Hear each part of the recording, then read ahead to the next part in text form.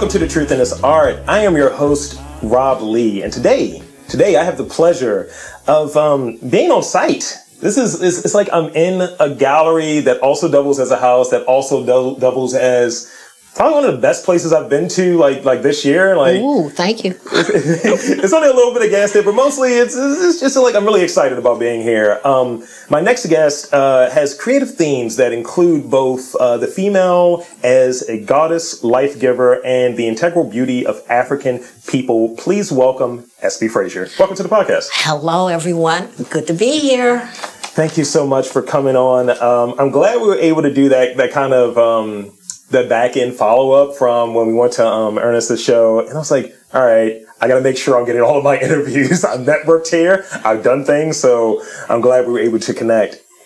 So, can you tell us a bit about your background, where you grew up, and in what ways maybe some early visual experiences led to your art making? I grew up in Chicago, south side of Chicago, right down the street from White Sox Park. I was raised in a foster home. My foster mom was a very artistic person. I don't even think she knew she was an artist. She made all of our clothes. She was a milliner. She could grow anything. She could grow your hair. She could grow, garden stuff. I mean, she was very talented. She was always making something and always doing stuff. And she was a big part of the Baptist church. We lived in the Baptist church on Sunday all day long, Sunday morning, this, that, the other, the whole deal. And so she inspired me to want to draw, Here's some crayons, baby. Go over there, sit down, and you can do this. Go draw something. So I would get the newspaper. I love to look at the clothes that were in the Sears, Roebuck, and all that stuff, and I would draw that stuff. And then I would look at magazines and try to copy what I saw in magazines. So drawing was my way to keep me going, because I have dyslexia, so school was not a wonderful place for me, and art was the one place that I could shine. Yeah. And so art was my thing. And then, while I was in high school, I went to Wendell Phillips High School. I had a wonderful high school teacher we had double period art. Was my heaven. 2 periods in a row of doing art, right? Yeah. And so she invited us, 7 of us. She said, I went to the School of the Art Institute and you can go to school. Yeah. And we looked at her, we said, this white woman, she don't know what she did. We black people, she talking about going to school, we don't have no money. She said, don't worry about that. They have scholarships, you should apply. Mm-hmm. So we applied, but we didn't get in. Mm. But the Black Student Union spoke up for us and got us in. Yeah. Okay, so I went to the School of the Art Institute, people from all over the world going there. A few of us black people were there, but it's mostly international school. Great experience, because I just grew up on the South Side. I didn't know anything about folks from all over the world and stuff, and it was really cool. So I decided I was going to go in the fashion design. I'm going to be a fashion designer because that's what I want to do. I did it for 1 year. And said, no, I don't want to make it, I want to draw it. Mm. And at that time, they only had 1 fashion illustration course. I took it twice. Yeah. And then the rest of the time I spent in figure drawing. Figure drawing all day long from 9 to 4 every day. I was in heaven. We drew from live models. That was a wonderful experience in learning the fundamentals of how to draw. Because once you have the fundamentals, then you can do anything. So I did all of that. And then I had this teacher give us an assignment. She says, I want you to draw on something other than paper. What's that gonna be? So I go home, I look under the house, and my mother had a plywood all up under the house, so I got a piece of plywood. I drew on the plywood. I drew a figure on the plywood with just black ink. Took it to class, and that's how to draw. And I said, it's just because it's on wood. She said, draw on something different. So I did, and they were trying to get into this whole big dispute. And I said, okay, it's gonna be like this. That's all right. I learned a lot. Yeah. And so that led me to do a whole new technique that I learned how to do, wood graphics. which I've, developed over 30, 40 years, okay? Started off with just drawing with black ink. It evolved into using colored inks as stain. I like, stained glass and all of that stuff. And the wood grain that you see in these pieces is my grain. It's not the wood grain. So I'm evolving into creating my own technique. And over time, it's evolved into using mosaic tiles, glass beads, whatever stuff. People say, well, why'd you do this? It's like, okay, I do that. Learn how to use power tools because I don't have patience to wait for other people to cut stuff out for me. I want instant gratification, right? So I learned how to use saws and stuff so I can cut things out and make the screens like I showed you upstairs. And so did that for 30, 40 years. Now I'm at a point where I don't want to be carving wood anymore. I've done that. I don't really carry lumber on the bus no more. I don't want to do that no more. So the pieces that you see me do now, the canvas pieces, are a transition. The same technique that I do on the canvas comes from the wood. Yeah. So all the line work and the patterns and the texture. And the fashion illustration is in there too. So my work is like a hybrid of figure drawing and fashion illustration. So I get to do everything I wanted to do. I love it, and thank you for walking us through it, because I'm hearing it, and we talked about it a little bit before, that through line between your work over the body of it has been, I draw. I'm a drawer. Yeah. I draw. I love to draw. It has really been something that has been very helpful to my psyche to be able to draw. I really enjoy it. It's a wonderful, almost spiritual kind of thing to sit down and just put that pencil on paper and you just forget who you are and you just go somewhere else. So I've read that you found inspiration in African, Caribbean, Egyptian, and Japanese art. Could you share some of the works or artists that you admire within those kind of disciplines? Well, I don't really have any specific people. I would just go to the places like Field Museum and look at a lot of the different displays that they would have, like Japanese sculptures and the paintings and stuff like that. I never really delved into anybody specific. Sure. I just liked what I saw, and I liked the use of color and the use of line. I used to look at a lot of Aboriginal art. Yeah. They had a lot of Aboriginal art at the Field Museum. I love going to the Field Museum, sit up there and just look at that, and Native American art. So I just looked at art in general, not anything specific. The only specific people that really interest me were people like Charles White, because I loved the way he drew, the way he used pencil on paper, and the way he expressed the dignity of black people, which is what I wanted to do in my work. And Antonio Lopez, when I saw his fashion illustrations, I said, ooh, I want to be like that. His work had such power and elegance and style, and it was unique, and it wasn't like anything I had ever seen. And I said, well, I'm going to copy him for a while till I get my feet on the ground. And then I'll get my own style, and it's evolved over time. And I think I have a unique style, so that's what I've been aiming for.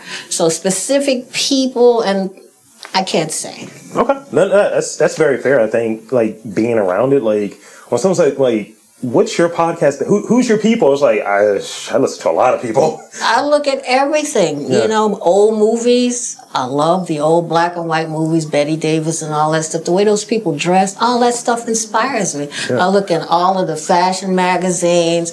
I watch Project Runway. I get inspired by all that stuff. Just living. Yeah. So you showed me something earlier. This is the first time I've actually seen something like this. You have a patent for wood graphics for your process. Yes, I do. I said, listen, I think I better get a patent, a copyright on this, because this is unique and somebody's going to claim it.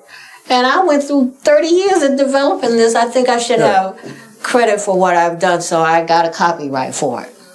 I love it. This is the first time I was like, yeah, there's the copyright right there. I have it hanging on the wall. It's legit. So So you talked about earlier, like the initial focus in like designing clothes, and you realized that I don't want to design, I want to draw them. So was there any other moment that you realized that like doing fashion and like doing actual fashion, not necessarily drawing it, but making the clothes just wasn't your thing? You're like, I'd rather wear them, I'd rather draw them, I don't want to make them.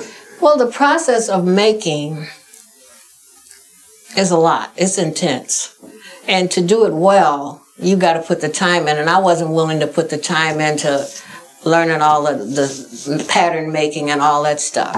I know how to do it, but I don't want to do it. You know, yeah. I said, I really like to draw. I got to find a way that I can draw. I don't know how I'm going to do this, you know, but this is what I want to do. And so maybe I can find a way to incorporate the love of fashion and what I want to do in the drawing. And so what I do now does that. Yeah. I think when people see like what one is doing, it's like, oh, why don't you do it this way? Or nah, just too much work. I'd rather just like, I think sometimes it's identifying what part of that process you enjoy and then being able to dive into it, because it kind of fulfills itself. You kind of keep loving it. Well, you have to love it to do it for a long period of time, and you can't do it because you just want to be famous or you just want to make money, because that's no way to do anything. See, that was a natural segue right there. Because the next question I have, I read that your work is much more akin, and correct me if I'm wrong here, much more akin to a long-term relationship than a profession. And I kind of look at mine the same way. I look at podcasting as, this is the only stable relationship I've been in. Like, this is great. It's a little, you know, she takes, the Mistress Podcast takes from me sometimes. But has your view of your work and viewing it as a relationship changed the way you kind of work with it? When you came to that realization that this is a long-term relationship, for sake of argument, did that change how you viewed your approach, your process? Not really. I just have a real strong work ethic. I've always had that. And I just love doing what I do. Sure. And I think it's really, once you figure out what you're here to do, it takes over and you just follow that path. I had no idea I'd end up in Baltimore. I had no idea of any of the stuff that I've done would happen, but the love of what I do brought me through all these things. And so that's wonderful. Yeah, it is. And, you know, I just think that quote it worked for me like a lot. It's like, no, this is a relation. You gotta love what you're doing, and it just kind of fulfills itself. It gives it that energy for you to keep doing it. And if you're doing it, I think, as you were touching on, for money, for clout, for whatever, eventually that runs out. It doesn't last. It does not last long. And not only that, it has been therapy in a lot of ways. I mean, when you think about the pandemic, you know, I think about a lot of people who have been locked in offices and doing office work, and then when the pandemic, they were kind of at a loss for what to do with themselves. I didn't have a problem with that. I was in here, I turn on my Netflix, I sit down, and I paint or I crochet or I do whatever. And I was quite content, and it kept me from going totally mentally off the deep end. Yeah. It has been very beneficial in my psyche, not only as just being a creative thing, but it's kept me on the planet, so to speak. I remember during the beginning of the pandemic, I had like folks were isolated, were home and all of that stuff. People are looking for a connection. People are looking for something to kill that dread of kind of feeling like you're bored, you don't have anything to do. I'm stuck inside. I don't know what I'm going to do. It's like, read a book, work on your craft, do something. And I think at the same time, people desire that connection. I got calls from people I've never met before during that time. Like, it was some random guy from like Spain. Hey man, just, you know, shout out, man. I was like, who are you? Yeah. And he shows me one of his buddies who kind of looks like me. I was like, I'm being pranked. Something weird is happening here. But I think people desire that connection. They want to feel that what their time is being used towards is worthwhile. And I think when you're investing in what you're doing, like during that time, and I saw some of the pieces, the crochet and stuff, or as you yarn drawing, as you will. I tried to work on different things that really improve my craft, whether it be trying to learn data analytics a little bit better to be able to draw out how many people are listening, where are they from, things of that nature, or different techniques to do editing, learning my different devices for sake of argument. And I always have something to do, you know, so I wasn't going to be bored. I was putting on probably audiobooks instead of Netflix, but, you know, I was doing kind of the same thing you were describing. Yeah, I've never really been bored. And like I said, if you love something, that love takes you in different directions. And it opens up things. It introduces you to things you normally wouldn't do. You meet people that you wouldn't meet. Who would have thought I'd be living in Baltimore? I thought I was going to be living in Chicago my whole life. Here I am in Baltimore. I've experienced going to Washington, D.C. and Philadelphia. All that kind of stuff. Art made that possible. I mean, and indirectly, kind of art made our connection here possible as well. Meeting you at the show, it's like, oh, all right, let me just put this person on the list. I'll be talking to Espi Frazier. I thought that was really cool. It was nice to meet you. Yeah, likewise. So I got a few more questions here. I want to hear about, if it's something recent, that'll be great as well. Tell me about a piece of work that holds a particular fond memory for you. The piece right behind you there, the two women there. Yes. That piece was very special because the composition is taken from Antonio Lopez's, one of his drawings, the situation of the two figures. Yeah. And I said I wanted to do my own thing and incorporate everything I've learned how to do. Yeah. From the woodworking, from the fashion illustration and all of that, and see if it works, if it holds together. And I was really happy with the way it turned out. It's beautiful. And I'm just happy that I'm progressing. I'm not standing still. Yeah. You know, I think that's the worst possible thing in my mind, is that I'm not learning anything or my work is not improving. And so I see improvement in what I'm able to do now, and I feel really good about that. That's great. That's great. So, what does your kind of typical day look like when you're in, like, maybe creative mode or what have you? Like, because I know that varies for people. Like, some people, like, look, because I remember you mentioned when we first met, like, I keep my own hours. I'm retired. I do what I want. I love being retired. Well, I got retired when COVID hit. You know, I was a teacher. I taught art at Friends School of Baltimore. Oh, God, you're my teacher. That's why you look familiar. Is that why I know you? It's a small world. So anyway, I've been teaching. I had been teaching at Friends for 27 years. I co-taught with Evan Gifford, and he was like, we're like partners. I mean, great team. And what I taught, he didn't like to teach, and we kind of worked off each other. And I enjoyed the process of being there because I could still be an artist and teach kids how to do art. And I said, well, when you're around young people, you're going to learn how to stay current, stay fresh, as they say, and all of that. And so my life has been interesting, so I had to retire because of COVID. I said, I don't know if I can still do teaching with the COVID thing going on. So I retired early. And then I said, okay, now you at home. Now you can really do your thing. You can roll out of bed when you feel like it. I don't have a schedule. I get up, I'll listen to the news. I have an idea of what I would like to do. Maybe I prepared the canvas the night before or something like that. But I don't always know what I'm going to do. Yeah. You know, some days I feel like crocheting. Some days I do both. Maybe I'll do painting in the morning and then crochet in the afternoon. But it's so nice to just be able to do what you love doing when you want to do it and not have a schedule. Not to say that I wasn't able to do it, because I was able to do work at school. Yeah. You know, during my downtime, they let me be an artist in resident at school, so I was doing artwork at school too.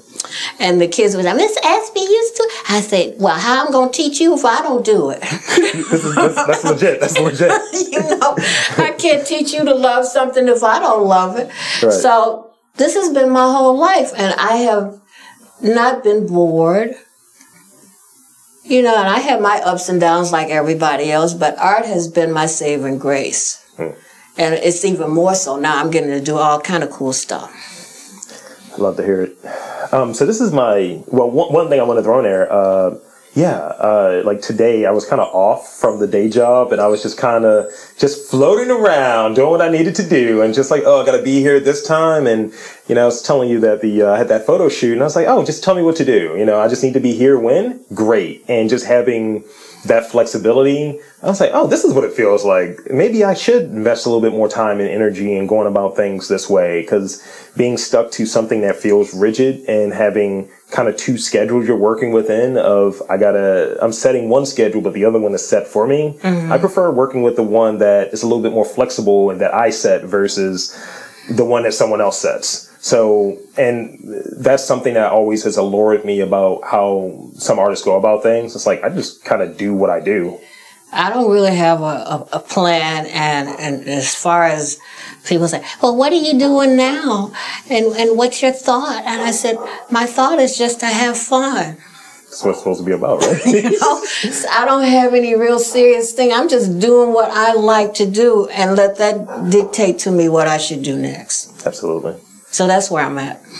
So last real question I have, and then I got a couple rapid fire questions that you may not have gotten. So,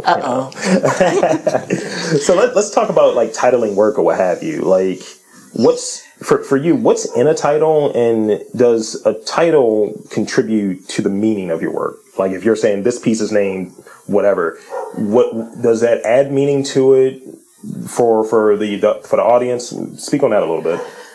Not necessarily. It's not that important to me. I think the piece should speak for itself, and when the viewer looks at it, you bring your own life experience to what you're looking at. Now, I have some titles because people, when you do an exhibit, well, what do you call this? And so I'll come up with something. That's not necessarily what I was thinking about, but if I have to have a name for something, I'll come up with it, but that's not important to me, really. Yeah. Coming up with that. What I want is that the viewer can connect to the work in some form or fashion, and if they can get something from it, then I'm happy with that. I don't need to give them a name, and I don't need to stand there and dictate to them what they see when they're looking at it. I think life experience is different for everybody, so you bring something different to it when you look at it, and that's enough for me. That's great. I think that it enriches someone having validity in there. Like I remember I was talking to my manager in my day job. I was like, yeah, I'm doing these different art things. She's like, I don't get art, hard stop. And I was like, huh? What do you mean by that? And she's like, maybe you can explain art to me. I was like, I'm not qualified. You can't explain art.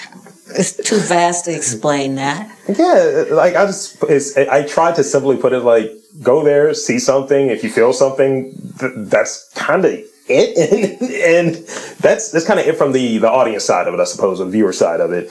And she was like, "Oh, that seems simple. All right, then, cool." And I was like, "Well, what's wrong with simple?" Right? It's like it's accessible. If it's there, go and absorb. Like, like the thing I was saying to you earlier about, like, I don't know if I belong here, and I think Quirky, who's there at the Ernest Shaw show, was like, no, you belong here. You're part of this crowd now. You're part of this like arts community now, and that felt really good. And kind of trying to understand it. It feels like art isn't for everybody, but really it is.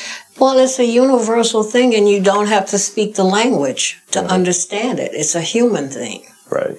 And that's what I like about being creative, is connects me with my fellow human beings. We're all connected, from living. And so I don't have to stand there and dictate to you how you should feel about what you're looking at, Yeah, I mean, I'll say these next questions, I don't think you don't like them too much, but... So, and thank you for everything. This has been great. So I have 3 rapid fire questions for you. So the first one is, in your career, what's the best piece of advice you've received? Find something that you want to get up every day and do. If you can find that, you'll be happy. But if you're just doing something just to get a paycheck, not a good way to go. One to grow on. It's legit. What's your favorite book? Ooh. You can throw on multiple ones. I mean, I can be swayed. It's like, I got 10 books I like. or 20 or whatever. I don't know. But when I mention a book that you really like, what's one that comes to mind? Oh, let's see. I like art books. And I like reading about different artists. Yeah. And so I have a book about Charles White. I have Antonio Lopez. I have different fashion periodicals. I like to look at how different artists function and how they create. And so my stuff is all about that. I saw the H.R. Geiger one upstairs. I peeped it. Oh, yeah. I love it. The man could draw. Mm-hmm. I got into, I'm blanking on the author's name, but the book is about the, I guess the artists, like different artists, different creators, their rituals, their routines, like what do they get up and do in the morning? What's that process look like? Because that's really intriguing to me. Seeing some people who are very regimented, and it's like, your work, it seems to be a little counter how regimented your life seems to be structured, and other people who are just all over the place, but they keep a really tight schedule when it comes to like putting on an exhibit and things of that nature. So kind of understanding those dualities at times is really interesting to me. Well, I also like reading books like Carlos Castaneda. Mm-hmm. I love stuff like that. Yeah. I love astrology. I love all kind of spiritual readings. This Aquarius here. I'm a Pisces. Gang, let's go. Let's go. So this is the last one I have. And I think we talked about it a little bit, like during the tour. What's your most treasured possession? Oh, that's a good one. Not that I'm going to steal it or anything, I'm just saying. Most treasured possession in this house? Sure, yeah. Oh, that's hard. Because I remember it's like, yeah, none of my woodwork is leaving. This is mine. I'm holding on to that. I would say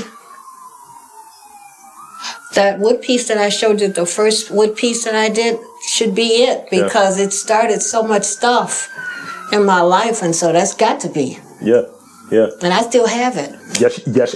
I've asked people that, like, yeah, I started off doing this and it was this long or whatever, and I moved and all of these different things happened. It's like, but do you still have it? Of course I still have it. I was like, that's your most prized possession. So I think I got to say that's got to be it, because it's made my current life. That's great. So that's pretty much it for all of my questions. So I want to, one, thank you for being on this podcast. And two, I want to invite and encourage you to share anything you want to share that you feel like we may not have touched on in this interview, and website, social media, anything you want to really share in that regard. Well, I'm on Instagram at Espi, E-S-P-I, Frazier with 2 R's in it. Make sure you have the 2 R's. And then I'm on Facebook. And currently I've been featured in a publication with Angela Carroll. Yeah. Did you hear about that book?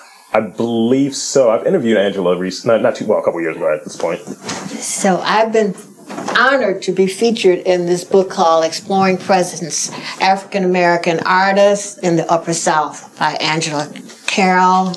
And I'm one of the featured artists in that.